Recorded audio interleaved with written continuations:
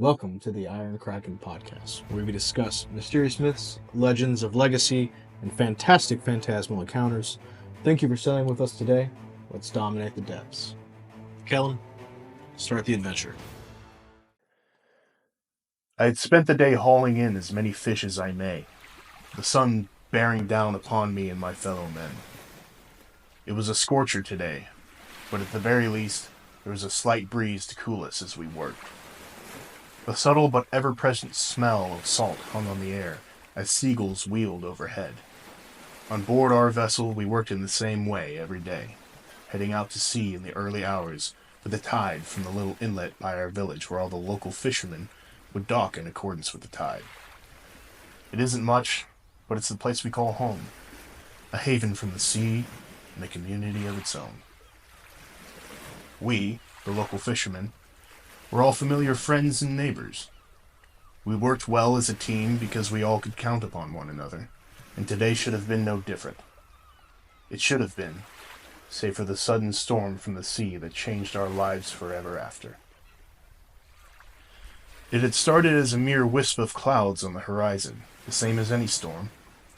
Yet something seemed terribly wrong. We could all sense it.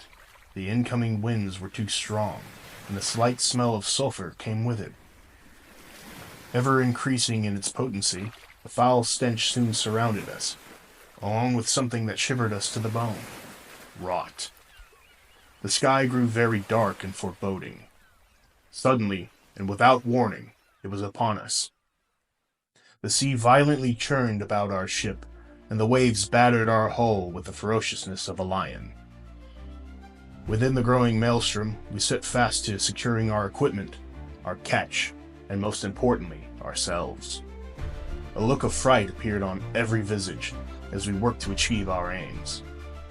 The captain, as stern a man as any I had known, rushed hurriedly to the helm to keep the ship on course through the oncoming fray. He too was scared, and I found that just as frightening as the storm. The winds howled and roared to an almost deafening degree, and the thunder and lightning were so fierce that it felt that the very air I breathed was charged with its power. The mast spontaneously burst with St. Elmo's blue-green flame, which I had only heard of in legends and ghost stories. Cyclones descended from the sky around us, looking akin to a forest of tall white trees with a canopy that blotted out the sun. It was then that I found that God's wrath was all too real. The most guttural rumbling sounded from the abyss below, and from its depths, as if being announced by the horn of heaven itself, had arisen the most colossal creature that had surely swam within the sea. I fell to my knees onto the ship's deck, with despair wrapped around my heart. Truly, I thought, we were to die a most horrifying end in the wake of this beast. It held in its maw the broken form of the blue whale, limp and bloody from the hunt. I prayed that God would spirit me home from this living nightmare, and spare the crew and me from this terrible fate. The mast was struck again by lightning, and its blue-green flame shone brighter, catching the eye of the terrible thing before us. It turned its head toward us, swallowing its catch whole. It then roared so loud that the collective hands of the crew shot to their ears, hoping to deaden the sound, if only a little. The captain called all hands to their stations so that we might flee, but before we could act, the creature dove violently in front of the ship and back to its home below. The wake it created carried our vessel clear out of the storm, narrowly passing us through the needle eye of the forest of cyclones. Once we were out, each shivering man set to his task, which would speed us back to the haven of our home. We had not the words then to speak of our shared experience, nor would we want to speak of it, for we were all still gripped by its fear. I didn't feel comfortable until we had reached the safety of shore. We disembarked as soon as we may, and gathered there on the path to the village. All were in agreement that no one would believe the tale, as outlandish and wild as it was. It was decided that we would keep the story within the memory of the crew, and those few trusted kin that would believe, but no one else.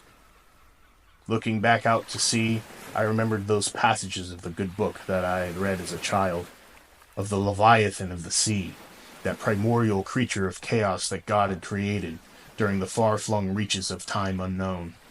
I stood there looking at the sea, and I shivered. So today we're talking about the Leviathan. The Leviathan was first referenced in the book of Job, where they give a terrifying descriptor, and this is that.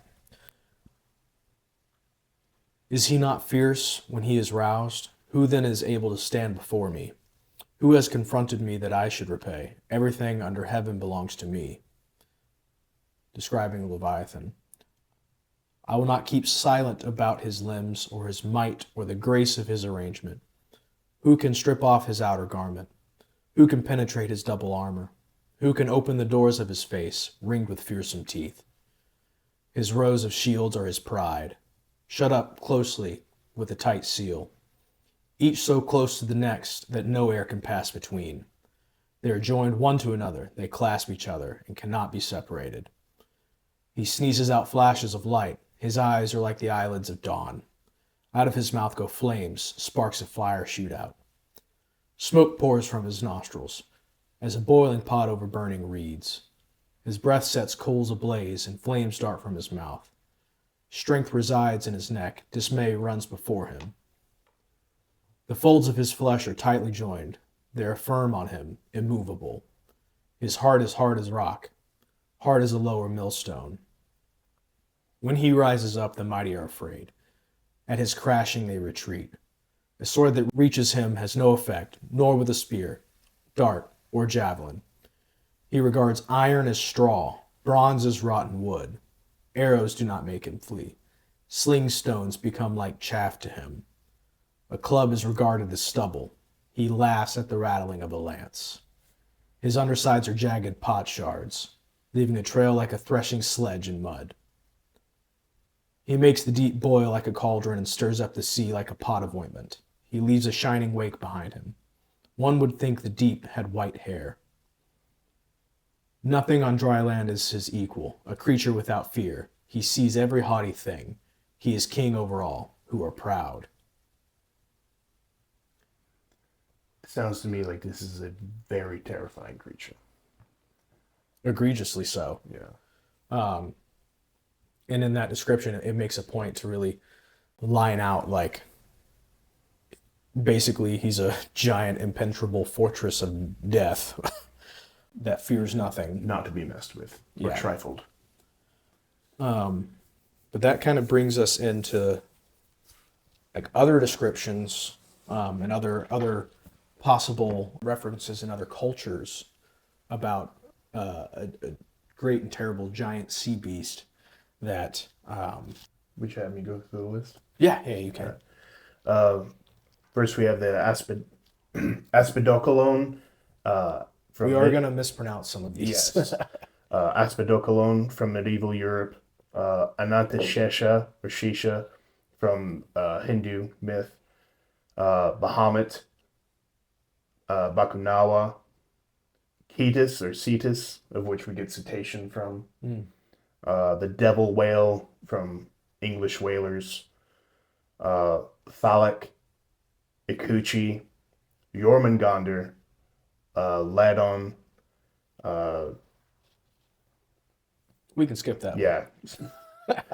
The Nyami Yami from Zambezi. Zambezi. The Imugi, potentially from the Pacific Northwest. In America, we have the Sisuitl. Tiamat from Babylonian script and clay tablets. Ouroboros. Rahab may actually refer back to this from the Bible. The Jodi Quado from the Iroquois, of which it has many other names. Labu, which is also Mesopotamian. Yam from the Baal cycle, or Baal. Typhon has some connection to its characteristics from Greece. And then there's the Lernaean Hydra and potentially Kukulkan and Quetzalcoatl from South America, and the Hundun or Wonton from Chinese myth. All these things share many characteristics, regardless of if they're physical traits or if they're traits attributed to a creature of chaos from a primordial state of the earth or creation. This is a belief in a creature that goes back who knows how long, that's tied to creation itself. It's something we can't control in any culture from any time. Yeah, and a lot of those cultures, a lot of the descriptions that are made in Job, none of the cultures have the exact same ones, but a lot of them have a lot of the same descriptors. Mm-hmm. Like Ouroboros and Jormungandr, for sure. Very striking resemblance. You talked about like what is it? The fishing tale of Thor? Yeah.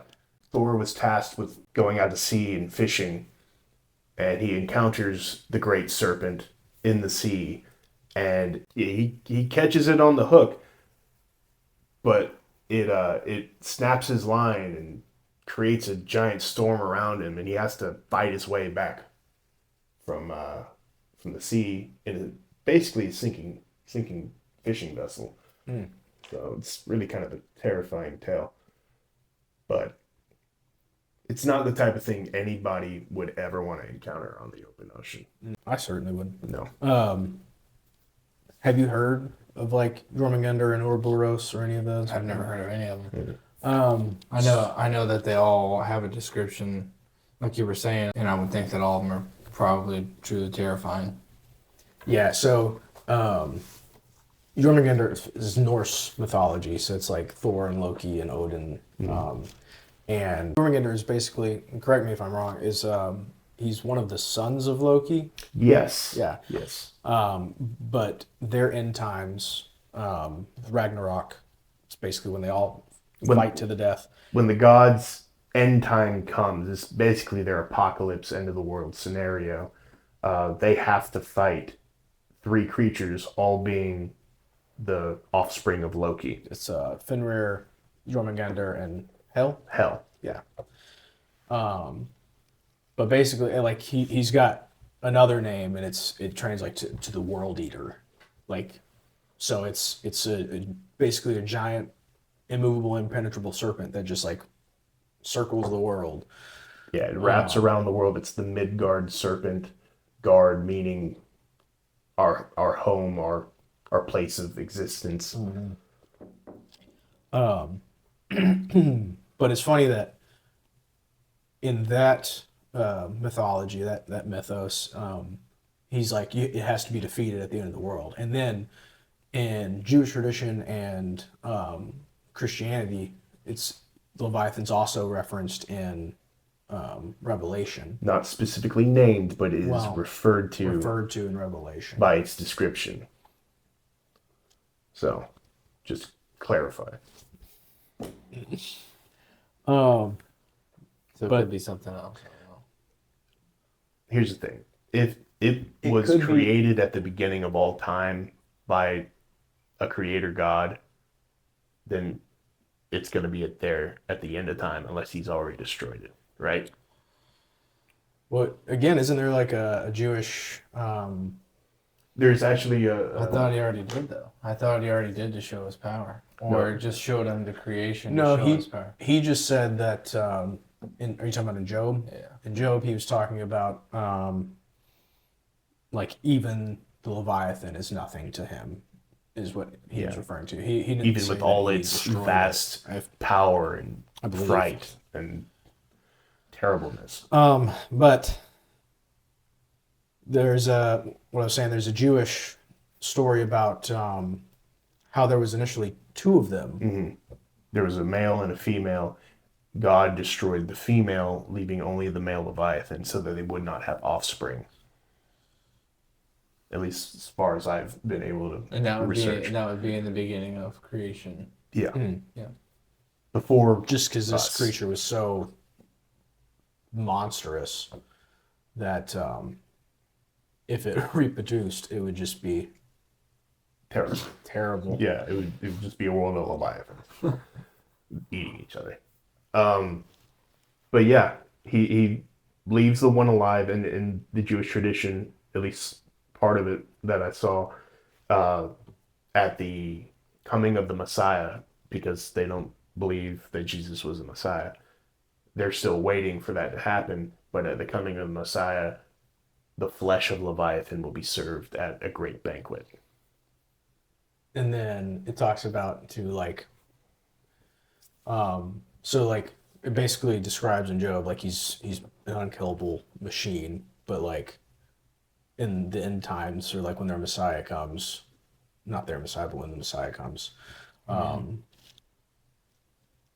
what? I said amen. Amen. I just didn't hear what you said. Yeah. But that basically they're going to like make a tent out of his flesh skin and like serve him up to people and then like distribute between like the worthy and the unworthy pieces of the Leviathan to carry with them. Yeah, some will carry relics at the lowest end, and then garments of the flesh, so like basically Leviathan armor walking around, which is pretty metal. Yeah, I'm gonna be honest. That's dope. But let's get into some of these other ones here. So, what about the Ouroboros there? So, if I'm not mistaken, Ouroboros comes from Egyptian mythology. Yeah. Let's see if I got that in here.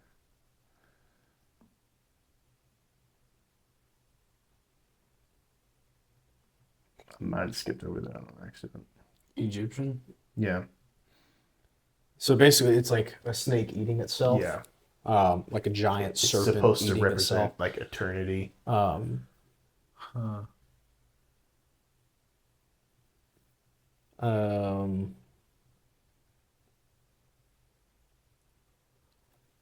I've seen that somewhere. Yeah, I mean, you see people with amulets of it. Resident Evil 5. Yeah, that too.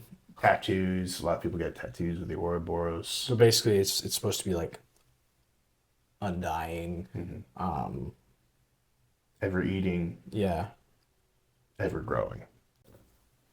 Doesn't sound like a fun life. No. No. But it's just a symbolic representation of those ideas from ancient Egypt. But I more prefer like the stuff from the Enuma Elish from Babylonian. The what? Enuma Elish. Okay. It's, I don't know that one. It's, Go ahead. it's Mesopotamian. Mesopotamia. His favorite word. It is my favorite word. I don't have that word. I love that word. So, like in their myth, it was the gods that they have, which are many, is polytheistic, set about to destroying two creatures. One is Tiamat, and the other one is Abzu. Abzu represents the sea itself, and Tiamat is the chaos within the sea, represented by a multi-headed dragon of chaos, which is the closest representation I can find in their creation. And it's in their creation myth. That's what the Enuma Elish is about. It's tied to this primordial creature of chaos. And they create a god named Marduk, who's a bull-headed, multi-faced god that is powerful enough to go and kill Tiamat after they've killed Absu. Tiamat becomes enraged and starts thrashing about and creating chaos throughout all of the world. They send Marduk to go slay this creature, making him the hero god of their pantheon, which is why he's worshipped in Babylon and carried to battles in effigy. Yeah.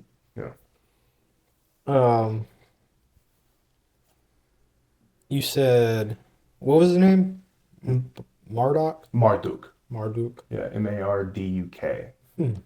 I've never heard that one. I have heard that Tiamat was kind of a loose representation, like possibly of Leviathan, it's- because of like the churning of the seas and the chaos portion of it. To me, it's a very direct cognate from what I've found. And it makes sense, being in that region, they would have had a lot of interaction with both the Egyptians and the Hebrews living around there. Not to mention the Indo-European connections to the Hindu and the Norse Germanic. Indo-European. Yeah. Comes back to that a lot sometimes. It does. Well, that's all the time we have for today. Thanks for joining us in Dominating the Depths. Stay tuned for part 2. It's coming at you soon. May the winds forever be in your sails. Godspeed. Godspeed.